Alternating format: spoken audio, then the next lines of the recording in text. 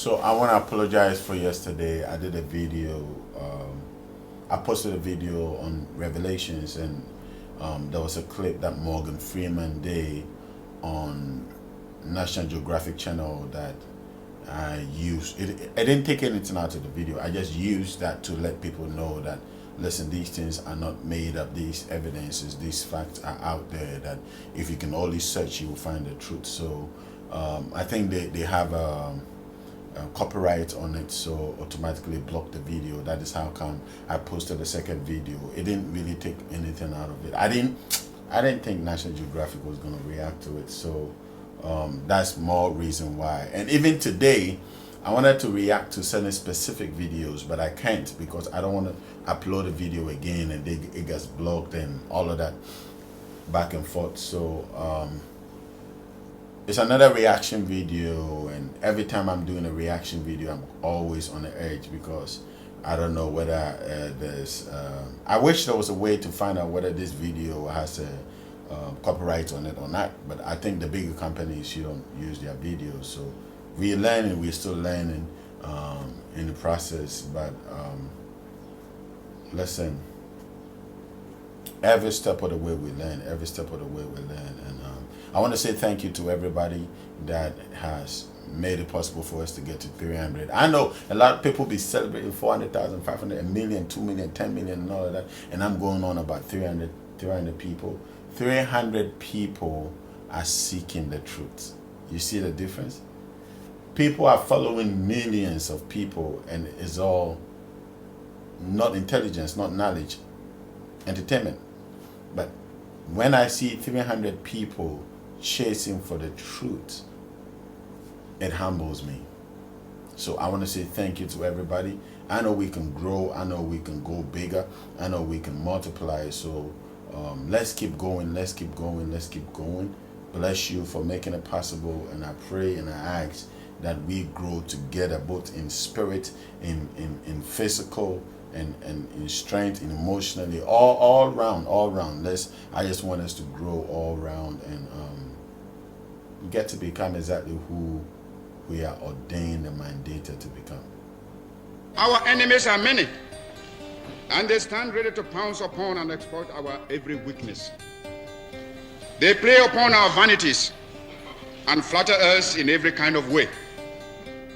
They tell us that this particular person or that particular country has greater or more favorable potentialities than the other. They do not tell us that we should unite, that we are all as good as we are able to make ourselves once we are free. Don't fucking move on. Shoot your fucking ass, bitch. Tase his ass. Why are you so angry? I'm angry because it's been going on forever. Enough is enough. We're waiting for a back. I will, sir. No worries. I will. Fuck. He just shot his arm off. We got pulled over on Larpener. I told him not to reach for it. I told him to get his hand open. You told him to get his ID, sir, and his driver's license. Oh my God, please don't tell me he's dead. Please don't tell me my boyfriend just went like that. Keep your hands where they are, please. Yes, I will, sir. I'll keep my hands where they are. Please don't tell me this, Lord. Please, Jesus, don't tell me that he's gone. Please don't tell me that he's gone. Please, officer, don't tell me that you just did this to him. You shot 4 bullets into him, sir. He was just getting his license and registration, sir. Mid-20th century is Africa's. This decade is the decade of African independence. Forward then to independence. To independence now. Tomorrow, the United States of Africa.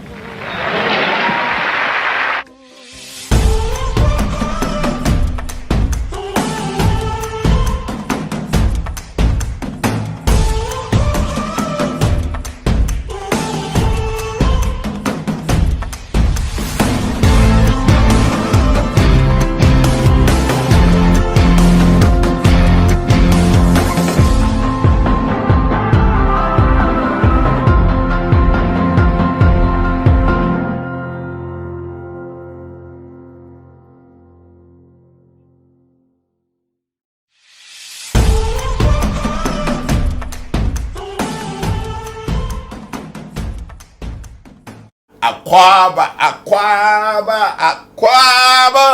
Welcome to another reaction video. My name, you know the name, Kojo Bento. I'm here to lead you into spirituality, and I enjoy the variety that we have in the videos that we upload, because we are not strict jacketed. You know, we're not just we considering everything, and we talking about everything, and that's what I love about the reaction videos. I get to talk about everything. And today I'm excited because I'm going to talk about a topic that came up on the WhatsApp community, our Zoom WhatsApp community, about weed, and people were trying to connect it to the spirituality of it, whether weed is spiritual or not. And I figured that it was necessary that I react to this subject, so that we all learn in the process. But I'm not just going to react to the weed, but I'm going to also give you, it's sort of two in one, because I'm going to give you a video, not really react to it because the elders in those videos said it all. So, but I'm just going to give you my opinions on that, what I think, and it's my opinion, so it's not a fight or anything. And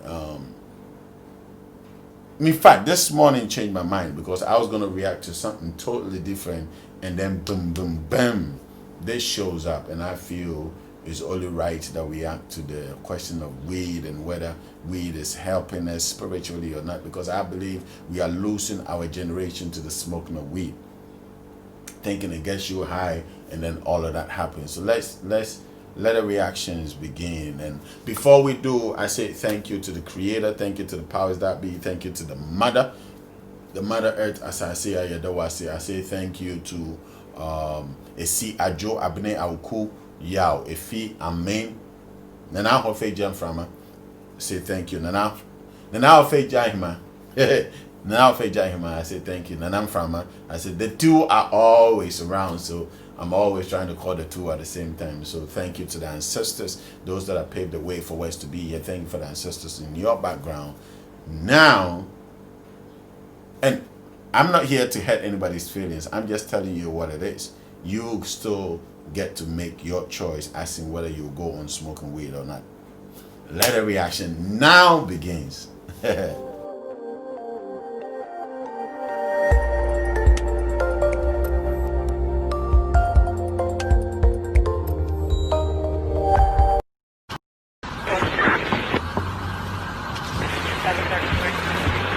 All the way down.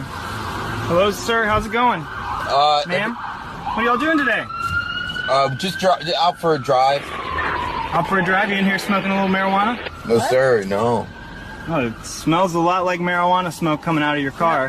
No, those are air fresheners. So you have lavender. Yeah, air it's freshener? lavender air freshener. Yeah. It's a lavender air freshener. Yes, Yeah. I sir. know what yeah. lavender smells like. This smells like cannabis, like illegal weed. The fan belt has been. Oh, yeah. It does that sometimes. Yeah. So you're saying your fan belt's broken in your car? Yeah, And yes, sir. And Yeah. it's smoking there under the hood, and that's probably coming up through the ventilation shaft into the rest of your car? And then Yeah. mixing with the smell of the lavender to smell like marijuana? Yeah. Yeah. Yes, sir.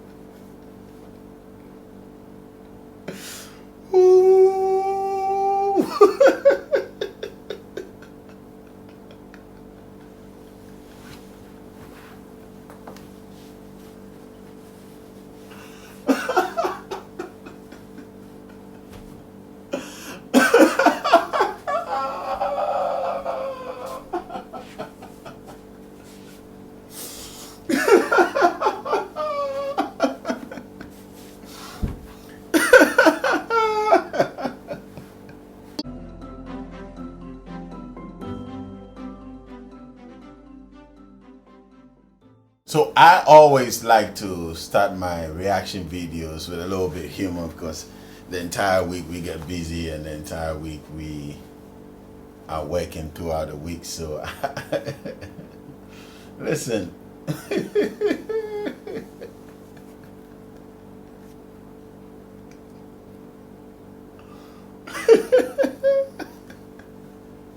Listen, I can literally I can laugh all day. I can just laugh. And you know how you talk to a weak person and you say something that's not even funny and they just laugh and go all over the floor. I can do more than that, and I don't smoke, you know, so it's not naturally most of the things that we think we get us to do are already existing in us to do them anyway. Study released late last week by the U.S. National Transportation Board found that states that have legalized cannabis are seeing increases in car crashes compared to states where cannabis is not legal. Cannabis, legalization. One of the things that we need to understand, this is why I try oftentimes to get us to really, and that is why I love today's video, today's reaction, because we have to learn to understand what we are, who we are. We need to know ourselves. This identifying who you are would help you know what you can do spiritually and what you cannot do. It's that simple. Without knowing who you are, what your body can do, what your body can take in, what your body can produce, there's not a single factory on the face of this earth that produces more chemicals than your body. You just got to know how to produce those chemicals. Your body can produce any chemicals that you need in this dimension to function. If you want to laugh, your body can produce the chemical for you to laugh. If you want to cry, your body can instantly give you the chemical to cry. If you want to be high, your body would definitely produce the chemicals to make you high. I mean, I've been in situations where I pray with people and they just drunk. They just drunk. And it's not drinking something, but it's spiritual. When your body produces that chemical that gets you drunk, it's better. It's a better high than smoking weed. People just don't know how to understand how the body works and use it to the advantage. So oftentimes we find ourselves in situations where we think that, okay, this is what we need to be in this situation. And that's actually not what we need. The Creator, being who He is and being so, He's way above everybody else that we know, already went ahead of us to engineer the body in such a way that the body can release whatever it is in you that you need to express. You don't need anything external necessarily to help boost your body, anything. No. And when I say external, I'm just talking about chemicals.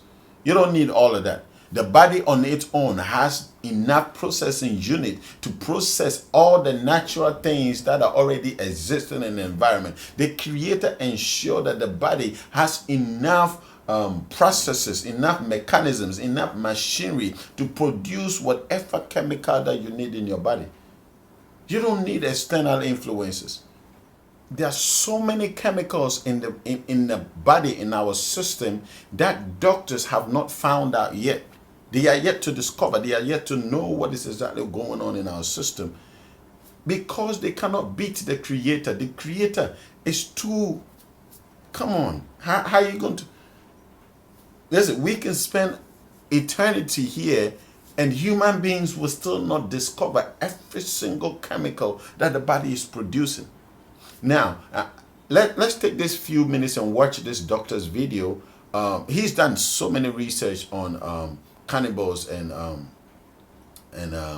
weed, marijuana, or whatever you want to call it, and it plus and minuses about it, but certainly not for your smoking, not for your smoking of it. So watch this video. When I come back, I'm just going to break down exactly what Dr. Raphael is talking about. The cannabis plant grows almost anywhere. It is found in Asia, China, Malaysia. It's found in the Middle East, it's found in Africa, and it also grows, of course, in Europe and the US. It is used by hundreds of millions of people for the changes it causes in our thoughts, in our behavior, in our feeling. Unfortunately, it is certainly a dangerous drug. It can cause tolerance, it can cause addiction in some cases. Luckily, addiction caused by cannabis is not as potent as that of cocaine and heroin, and can be treated relatively with ease. Until quite recently, actually, until the mid-60s, the active constituent was not known. We identified a compound, tetrahydrocannabinol, THC, which is the only one that causes these changes. For many years it was unknown whether these changes are just a non-specific action of THC, but in the mid-80s it was found that there is a receptor in the brain that is acted upon by THC and starts a cascade of reactions which causes the changes that we identify as high. But how come that the brain has a receptor for a plant constituent? After all, our brain doesn't have a receptor for every plant constituent, actually doesn't have a receptor for any plant constituent. So we started working on the assumption that maybe there are compounds in the brain that act on this particular receptor, and THC in the plant actually mimics the action of the compounds in the brain. Indeed, about 10-15 years ago, we were able to isolate two compounds. One we called anandamide, and the other is known as 2-AG, that stimulate, that bind to this particular receptor, and they start a cascade of reactions that we identify as high. Why do we have that system of receptor, endogenous cannabinoids? Why? I mean, just in order to cause high? No. This is a very important physiological system which is involved in a large number of physiological reactions and in large number of therapeutic reactions. For example, anandamide and 2-AG are involved in neuroprotection. When we have brain trauma, for example, the brain tries to reduce the damage by overproducing, if you wish, these compounds which lower the damage. They are also involved in anxiety. It is involved in sleep. It is involved in essentially all physiological reactions that have been investigated. Chances are that this particular system will be the basis on which a large number of drugs will be developed. At the moment, there is one major drug that has been introduced in Europe. A company produced an antagonist to the cannabinoid system, and they use it in order to reduce the appetite and also to enhance metabolism of fats, so that ultimately we see an effect on obesity, an effect on all these diseases that are associated with obesity. Many other companies are working on many different aspects of cannabinoids, for example, inflammation, neurological diseases, maybe Alzheimer, and I assume that within the next 10 years we shall have a whole array of new drugs, as many companies are at present working on all these aspects. So basically what Dr. Raphael is talking about is that there are billions or millions of cannabis receptors in our brains. It's all over our brains, and they are sitting there, and it sort of looks like they are waiting for cannabis to come in so that they can receive them. So the minute you see something like that, you ask yourself, okay, if there are millions of cannabis receptors in our brains, then does it mean that we are supposed to smoke them? Because there's no other plant that has cannabis in it and has these receptors in this. There's no other plant. The only two compounds, or the only two chemical compositions that produces these cannabis is the brain and the cannabis plant. So the doctor is trying to say is that these receptors are just sitting in the brain, but they are not sitting in your brain to receive smoke, to receive you smoking it. No, that's not why they are in your brains. So they are sitting there not because they are waiting for you to smoke cannabis into your system. No, they are sitting there because they are waiting for you to produce cannabis in your system, to produce that high feel, to produce that chemical that causes the so many emotional transitionings that are going on in your system. So they receive it and they help you balance, to serve as an equalizer to your system, to your brain, for it to receive and absorb every emotional shot that you are shooting. This emotional shot is basically the chemical composition that is being produced when you smoke the weed, right? But when you smoke it, it becomes poisonous to these receptors. But when you produce it biologically, these receptors received it in great faith.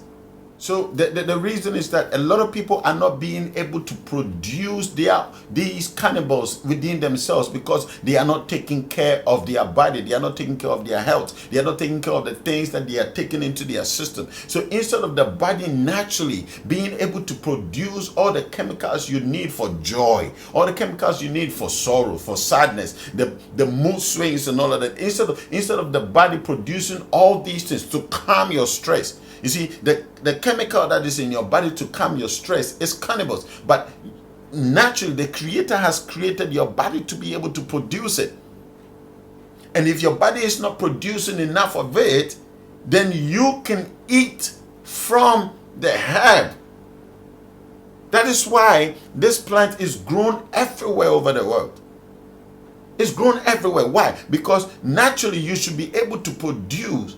And it's not just the cannabis that gives you, on the Zoom, I was teaching you some of the things that you should eat that would increase your spirituality, and some of the things that you eat and would reduce. This Sunday, I'll give you, a lot of people are saying most of the things that I was talking about, they couldn't get it in their place. So this Sunday, I'll give you more brain power herbs and foods that would help you. But the thing is that if you are not producing enough of these chemicals in your system, the Creator has made it in such that the food you break down in your system should supply these chemicals, so that when these receptors need the cannabis to suppress certain emotional imbalances, the receptors, the cannabis receptors in your brain would have enough to use. But because a lot of people are not naturally taking care of their body, hence not producing this cannabis in their system, what are they doing? They are looking for external forces, external help.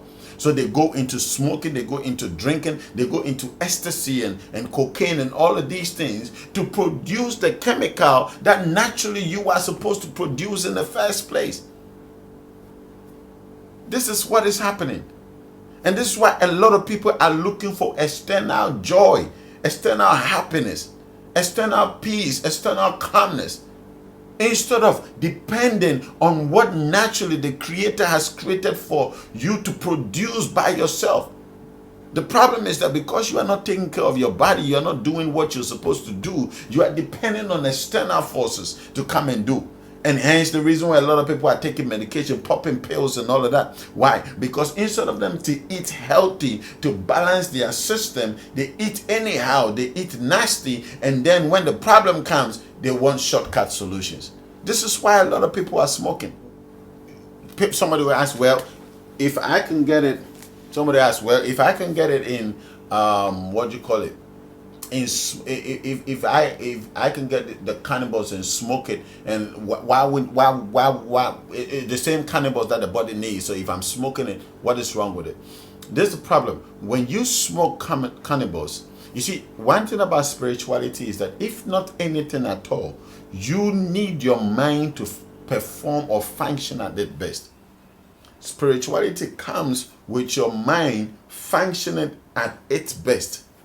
You cannot be indulging spirituality and have imbalances in your mind. In your mind, meaning the processing unit, right?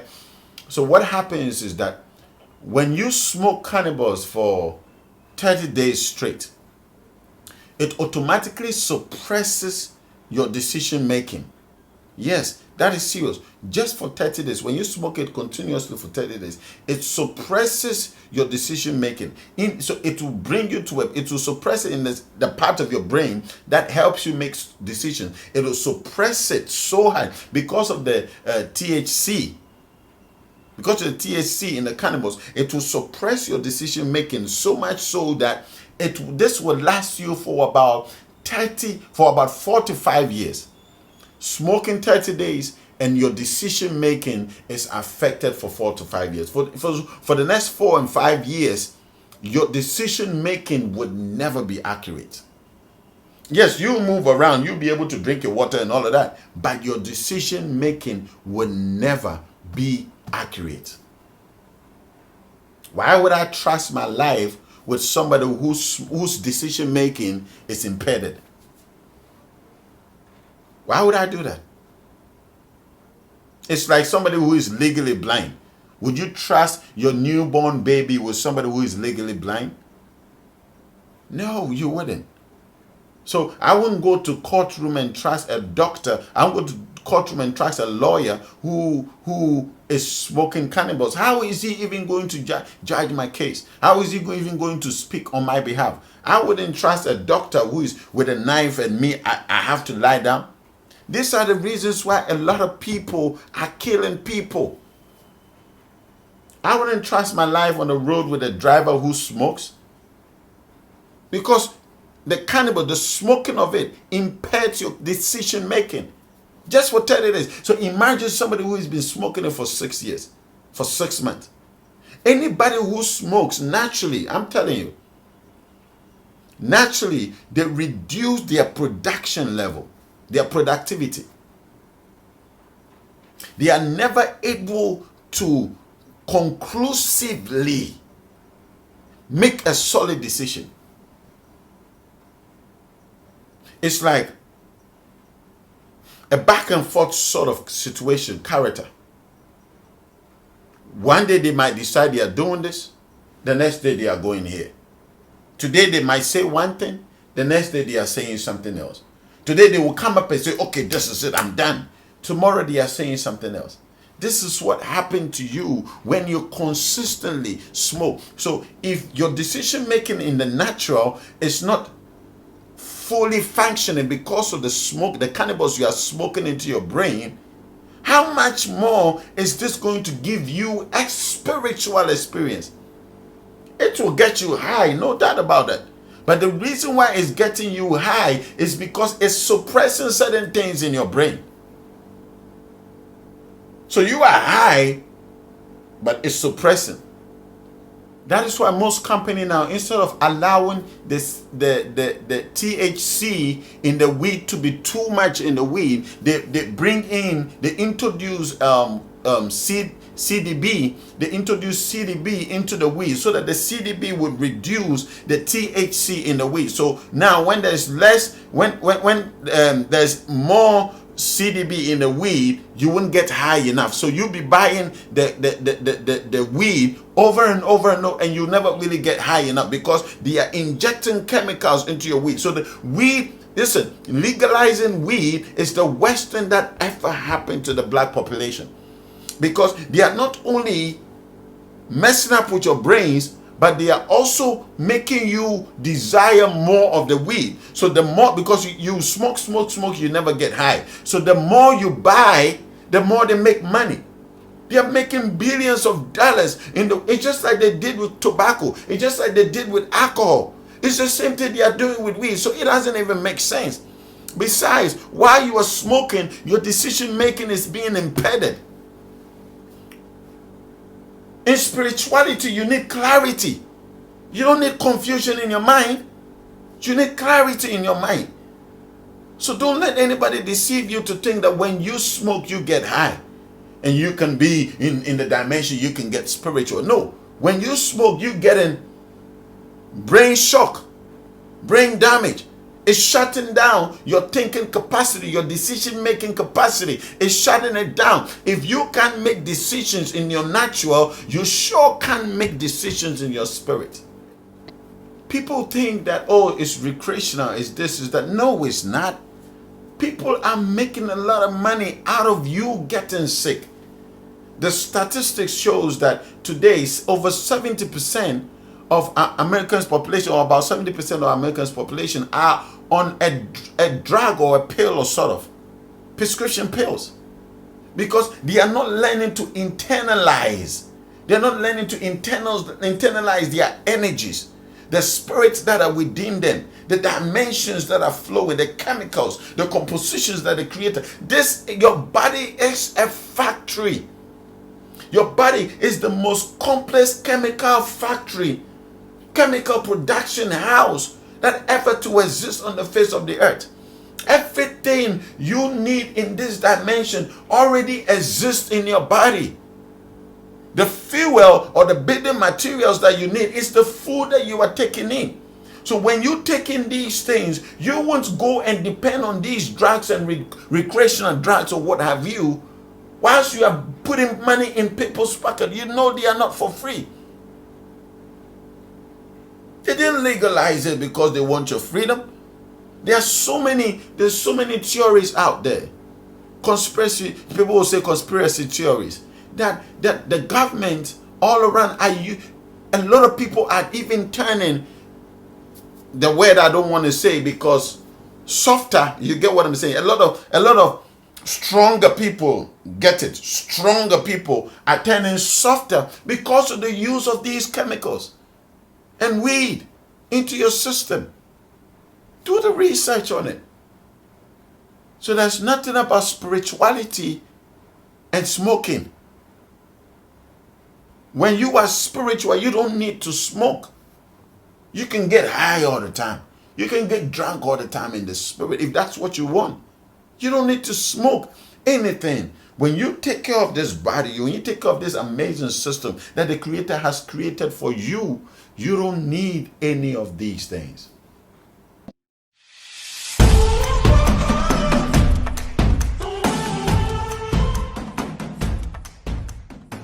While 70% plus, I mean, the rest of the world is catching up. Don't get it twisted. Don't think that is only America. Now, almost every time somebody is getting prescribed a drug to take, right? So the 30% that are not on prescription pills, they are the ones going for chemicals, for cannibals. Because now the cannabis that they are growing is full of chemicals. Remember, they are controlling it so that your hunger would go for, so you always have the appetite to smoke it. So if this is going on, give it a few years' time. We will not have a world with people with clear minds. Because everybody's mind will be controlled one way or the other. That is not spirituality. Spirituality has nothing to do with chemicals. And chemicals has nothing to do with spirituality. They are biological chemicals that the Creator has already put in you. And this is what you should go for. This is what you need. People start taking drugs, they become addicted to drugs from age 7, 8, 9. Because they haven't learned to control. They haven't learned to understand this system. They haven't learned to maximize this system. You know what I'm saying? So spirituality is higher. It's in dimensions. And this is why I'm interested in teaching people about inner engineering. And that's what we are doing on our Zoom communities. We are learning, and you just a click away to the Zoom community. The link is in the description. And come and let's learn and let's grow how to stay off all these little prisons. Religion is a prison. Politics is a prison. Now we are literally buying yourself into jail cells by these drugs and recreational medicines. We need to be free. Listen, I'm teaching this. I need you to understand who you are as a person. Then we would come to a place of engineering your entire system. So I'm excited about what is happening in our Zoom community. And that is why I totally agree with this elder, elder, and in as much as he's speaking English, but it has the patois in it, so I would try so hard to understand everything he's saying so that I can break some of these things down to you. But I watched it. This is not my first watching it. I watched it, and I think that I agree with almost everything he said. Of course, he is also in the type of religion, sort of Rastafarianism. So people wouldn't want me to talk about it, but it's true. The religion of Emperor Haile Selassie. So yes, people don't want to say it's a religion, but it is.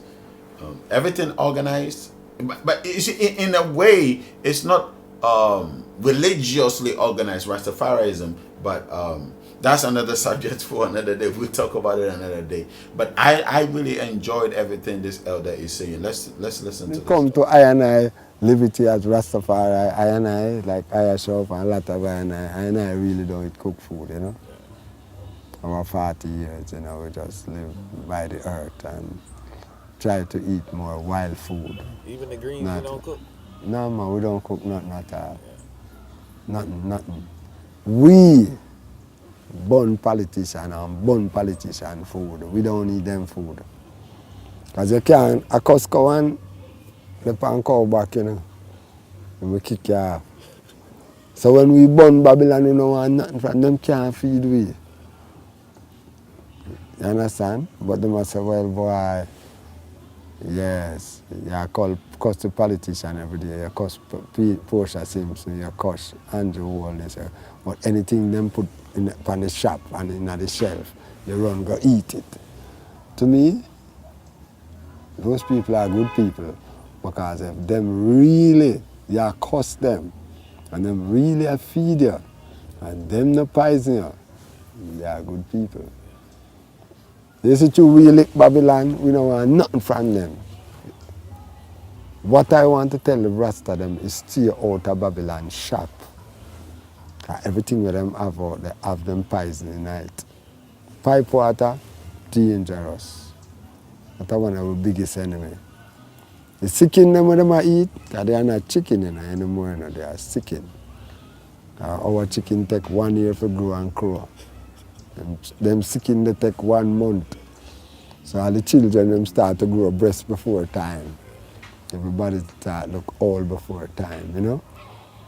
You understand? So the food, that is another spiritual warfare, you know. They have, you know, it's not just gun alone them use to kill I people, you know. They know if you kill you, man. I'm not saying you want to kill Jamaica people, send down some poison flour and some poison rice. And the whole of them dead off. Because them love rice and flour. You understand? And they just, you know, so we still have to be careful. I and I as Rasta, not all of I and I who say Rastafari, and who is I to say a man is not Rasta, but who look like I and say Rasta, we still have to be careful what we do in Babylon. And enough of them that they lick fire upon them, burn this and burn that and burn that. Them drinking white rum. Them drinking Hennessy. Them drinking Heineken. Them drinking, name it. You're alcoholic. So what kind of teaching can you teach this youth now? Because wine, drugs, bad food, wickedest enemy we have as a people. And the man who said Rastafari, Haile Selassie, and find himself in a rum bar drinking alcohol, he's committing suicide. And he's going far from the rules and the laws of His Majesty and what Rastafari said. But who is I to tell him that he is not Rasta? Because if him sign the death on the death roll, fine, you go on. I know the on the death roll. As a man of life, I come to live. That's why I praise a living king. I know you don't smoke marijuana, right? But do you consume it in other forms? Yeah, man. Herb is the healing of the nation, not the burning. I lose my locks for that. Like a brother named Peter touched through my for them things. I say I know Rasta. Because I know eat fish and I know smoke herb. Yeah, you see? So, enough for the one them right now. Like how now, everybody just legalization of ganja and this for ganja, that for ganja, every Rasta jump on it now, everybody. I jump off, I not dip on it, because to the amount of jail where I go for ganja already, where I never know about. Just sooner or later I go hear them about for reparation for ganja. Babylon can't pay. I don't smoke because I don't deal with fire. I don't consume fire. So that's why I don't smoke. My liberty is before comb, scissors, razor, pot, spoon, fork, them so-called education, them so-called invention, that even a man could plan to build a spliff and build a chalice. My liberty is way before that. I live the first man liberty and creation to show the world that I are the first man and creation. So, like, what forms do you consume it in? Yeah, man, me just blend me have all my herb, me just beat it up in a mortar and we blend it up in a blender, man, and make a juice. It's just another vegetable. Because everybody, oh, it was found on Solomon grave. If it find on Solomon grave, I don't want it because I don't name half a dead grave. I don't think they are Nancy's story, man. People, oh, it was Solomon found on Solomon grave, so we the man who don't consume herb, him no wise. And it have to find on a dead man grave to make you wise? Come on. Nah, man. And most of the herbs that them have now is poison. Most of them. The only place you might go and find like a real natural herb is this parish, Centennial. Same place up in a Bob Marley area there. Because the new herb that them have, it don't have a lot of gum in it. Can't get that gum. So you go to Centennial, those brethren still planting herb tree. It take 6 months and 9 months. Them have the original seed. All of the other one they make like the white fall them. 6 weeks and it ready. Nah, man, and you have to put miracle grow, round up, all kind of chemical pan it. So everybody like that smell. What's this poison? So I don't really depend on the herb. Travel them depend right now. So everybody, oh, we was agitating for ganja to be legalized, not decriminalized. Because if it decriminalized, all Rasta is going to get it. Excuse me while I light my spliff because I'm going to get it now. And the big man, he might go get the shipment. He might go get the medical, he might go get this, he might go have scientific all this, and I don't do those things. Herb is just another vegetable to I. I don't see it supreme to no other herbs. It's just another herb. I mean, I enjoyed listening to him and the fact that we are living in the fast life world. Everybody want things to be done quickly. I want it now. I want this done. Quickly. No. The Creator allowed things to imagine you give birth to a son today, and in the next 2 weeks your son is 14 years old. I mean, looks like a 14-year-old. In the next month your son looks like a 30-year-old. How are you going to have it? And this is what is happening. And that's what the elder said. This is what is happening in our generation. That's why you see women growing beard now. Women growing beard. Women speaking in bass. Kids 9 years old having their menses. Because of the things we are taking into our system. Things we are taking. When the first time I heard a 9-year-old had their menstruation, I'm like, what? 9? I remember back in the days, people would be 17, 18, still haven't had their menses. Because naturally they are growing. They are eating the things naturally. They are eating the things the way that it's supposed to be eaten. And they are allowing their body to grow into the space that it's supposed to grow in. You need to invest in your body. You need to invest the time in your body. You need to take care of this body. Listen, it doesn't matter how spiritual you get, and I keep saying this, when you mess with this body will deal with you big time. And this feeds in right into this other elder that is speaking, and he's actually a doctor. And I feel that when I listen to me, I'll give my comment after this. Watch this. Watch this from this doctor. Well, my next guest hasn't eaten a hot meal in 33 years, but don't pity him. He's never felt better. Reestablish is a raw foodist and the founder of the Sun-Fired Culinary Institute, a Jamaica-based company that specializes in training chefs and teaching people how to incorporate raw food into daily living. And by raw food, I mean fruits, veggies, nuts, seeds, and even in some cases, meat and fish. None of it heated over 40 degrees Celsius. Raw foodists believe that eating predominantly uncooked foods can lead to significant health benefits. Latam debuted his gourmet raw food creations in Harlem, New York in 1979. He's spoken and presented at health conventions all over North America, catered for celebrities like Prince and Demi Moore, and opened a restaurant in Los Angeles. He's 61 years old, and Reestablish is now based in Ocho Rios, Jamaica, but right now he's in Studio Q. Hello, sir. Hey, hello. How you doing? Very man? nice to have you here. Yeah, let me give you one cue here. All right.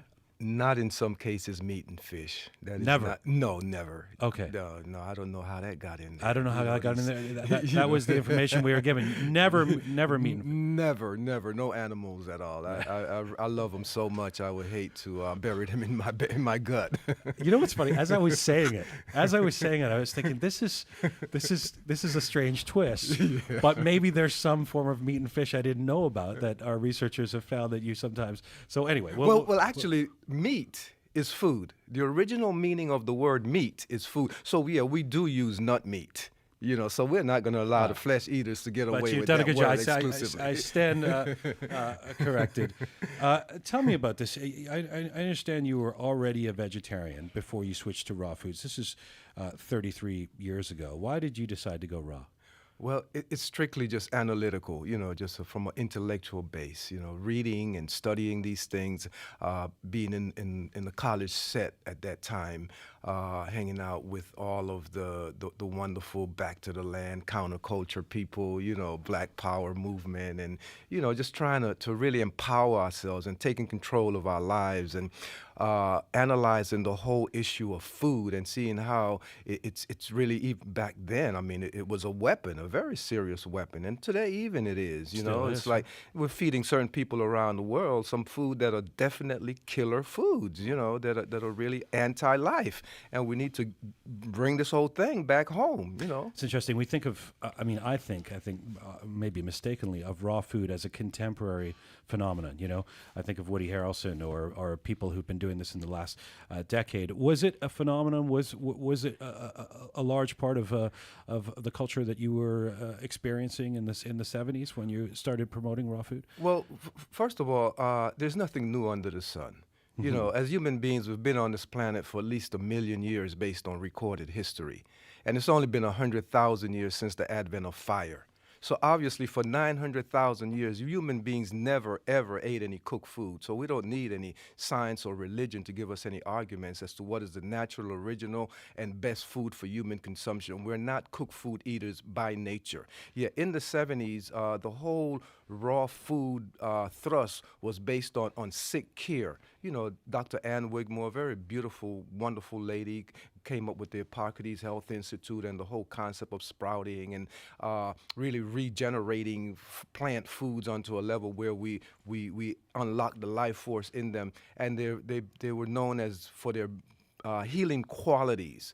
So, but when I came on the scene with my background from a Caribbean, high taste, culture, it was just, you really had to be sick to enjoy raw food back then, So, but I just brought the flavor into it. I spiced it, so we call it sun-fired food, gourmet living foods. By the way, I do want to mention that Chaos is sitting at the table here. Yes. Born in Trinidad, by the way. Oh, yes. And Chaos, Reese, Chaos. I just had a quick question. I tried raw food for, maybe I'm a vegetarian myself for like a year, and I found that I had this lust for cooked food. Mm-hmm. And that was an amazing point about 900 years of not eating raw food. But do you think sometimes through evolution, the human body and character changes and things that we have the ability to kind of shape shift, and that becomes a part of our diet as well. Or like my question is, like, what's the line of what is and what is not when humans are such an evolving species? Well, I mean, we're evolving, but then actually in today's world we're devolving. Right. You know, because they're sick. These human beings are sick from eating all these foodless foods. Because we had the power of fire, we can torch and roast animals and barbecue things, fried potatoes and things that are not food. Potatoes are not food for human consumption. You know, if you really even look into the original law of food, it says, "Behold, for I've given unto you the seed-yielding trees, and unto you they shall be your meat." Our food should come from a seed-yielding source. We're more closely related to the frugivorous creatures, to the monkeys, the apes, the gorillas. We're fruitarians by nature. But of course, yes, we're strayed a long way from home. So we want to come back to the plant kingdom, you know, in full force. But if you just get into a fruitarian lifestyle right now, you're going to go through some major cleansing. Let me just get the cooked, the case you made for uncooked food out of the way here. Because Dr. Richard Wrangham, professor of biological anthropology at Harvard University, and you know that there's people who make this argument, so I want to hear you on it. He argues that discovering fire and in turn cooking are the two things that set us apart from other animals, that's what makes us human. And so if cooking is so ingrained in what he would call human nature, why would we reject it? Well, yes, it has set us apart. Yeah, we are the sickest animals in creation. It definitely has set us apart. It's killing us. It's destroying us. And we're using that power to destroy other animals, to grab some chickens and barbecue them. I mean, what kind of human beast we think we really are? You know, so it has set us apart, but in a very destructive way. You know, if you really look at all the animals in creation, you know, they eat fresh, whole foods. And even the flesh eaters, the carnivorous, they don't eat cooked meat. They don't even eat dead flesh. A lion would pass a dead cow sitting on the highway.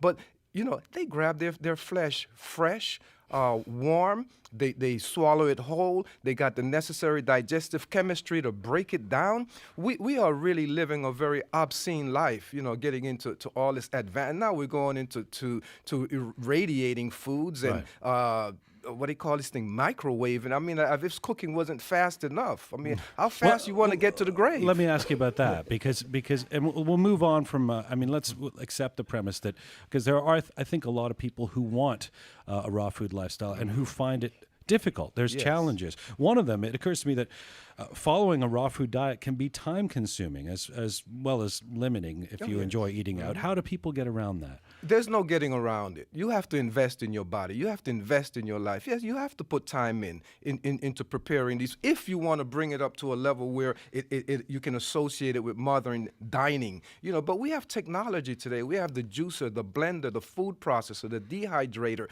We can process food in a way where we don't destroy the life force in it. Cooking is an outmoded technology. We're in the 21st century. Let's get up to date, you guys. Come on. And but you think people should just take more time in preparing and caring about their food? Absolutely. We need to invest more in our body. It's the only thing that we own. We need to put it on the top of our agenda, whether it's time, money, or whatever it is. We need to eat very expensive food. We need to live in an expensive body. We don't live in our house. And I assume you would make the case that we can have what we would call a balanced diet in a raw food situation. Absolutely. If you look at the vegetable kingdom, there's no greater balance within one food kingdom of food. You have the fruits, you have the vegetables, you have the protein, you have the starches right within there, and you can eat a good 90% of all of these fresh plant foods raw. The ones that you cannot eat raw were not intended for you to consume as a human being. Not all of the food that you're talking about, though, is available to us here, or say in various parts of Canada, or even parts of North America. And given that there's an ethical and ecological dimension to what you're talking about, recently, a couple weeks ago, I had the creators of the 100-mile diet here, where you only eat food grown within 100 miles. If you call your food ethical, but you live in a country like this one with winter, how ethical is it to rely on food that has to be imported for months of the year? Well, how ethical it is to live away from where human beings were originally designed to live. We're tropical tropical beings by nature. If you're living, But we up here- can't all move, yeah, Reese. Yeah, we but live fine. here in Canada. Fine, you're living in an ice box, and if you follow this 100-mile diet and you only eat only thing that grows within 100 miles of Canada, you should be hibernated and fasting in the winter. Nothing grows here, at that time of the year. So you're living on a collision course with Mother Nature. But hey, we're in the 21st century. This is a global village now. So you're bringing in foods from all over the world. I mean, it's really more cost effective to actually move to Jamaica than to bring food from Jamaica into Canada, because you're heating up these homes that you're living in. I mean, that's very, very expensive. That's more expensive than shipping foods. So we need to really, let's create the balance. Fine, let's live over here and let's enjoy the world as it is, but let's balance things out in a very effective way. We can bring in foods that don't grow where we live, but ideally, even though you should not eat foods that are grown within beyond 100 miles of your immediate locale, if you really analyze it very carefully, if you live where the sun don't shine, then you should at least try to eat it. So mangoes, oranges, bananas, sure, bring in your tropical food, bring in that sunshine, because ultimately it's all about oxygen. So if we want to stay in Canada, which I think many of us do, you think it's okay for us to, you think there's a balance and ethically it's okay for us to be importing, despite the carbon footprint or whatever, the foods here. If people want to move into a raw food diet, should they be concerned about I think Chaos was sort of giving a nod to this too, about how their body is going to need to adjust to this? Would you recommend a slow weaning process, or how does one even begin this? Yeah, well, it's an individual case that we have to look things at on, very, first of all, yeah, you want to go slow if you're not prepared for it, because first the body needs to detox. There's 3 pillars to optimum health. Cleanliness, good clean food, and physical activity, exercise. So initially, the initial thrust of raw food is going to go to detoxing the body, to cleansing the body. So you need to go slow. But if your mind is ready, the body can follow. This is a beast. This is an animal that we live in. We just need to train it appropriately. Cooked food is a very addicting food. It creates a lot of toxins in the body, and toxins crave more toxins. So if you're going into raw foods, you need to be able to let cooked food go and understand that it's a one-way street. Because if you go back and after the system has been clean and you start crunching on some cooked food again, that addiction is going to go deeper into the cellular level, and you're going to crave and demand more and more. I have a confession for you. Yes. I've been somewhat distracted throughout this whole interview, and not just by your dazzling eyes, by this tasty-looking thing that you've brought in here. What is this? Well, what it looks like, as you can see, it's an art piece. It's a masterpiece. It's edible art. This is what we call a paradise pie. Okay. And this particular flavor here is an apple berry. So we wanted to stick with what grows within 100 miles of Canada here. All right. So the apple berry, the crust is made with almonds, walnuts, and dates. So there's no milk, eggs, butter, flour, none of that's destructive food in the crust.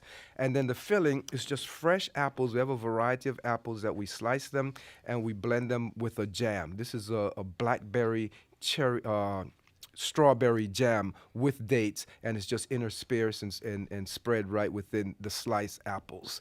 You're not going to take that away, right? That's for us? Can we have? Or is that just a demonstration? No, you can have your pie and eat it too. Very nicely done.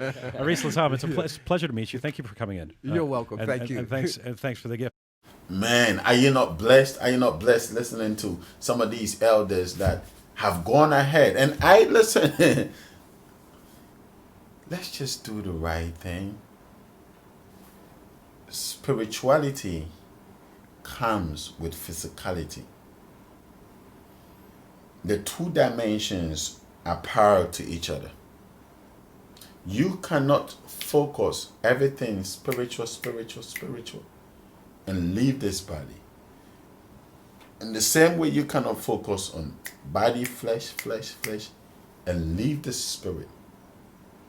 You are your body, and body is you. Not literally like what I mean, you are your body literally, but I mean Whatever you allow go into your system determine the kind of body that you would have.